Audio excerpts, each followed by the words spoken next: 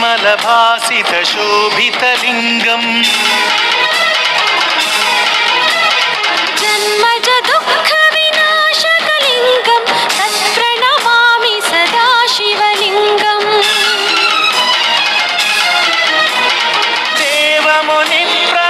देवमुनिप्रवरार्चितलिङ्गं कामदहनकरुणाकरलिङ्गं रावणदर्पविनाशकलिङ्गं तत्प्रणमामि सदा शिवलिङ्गम्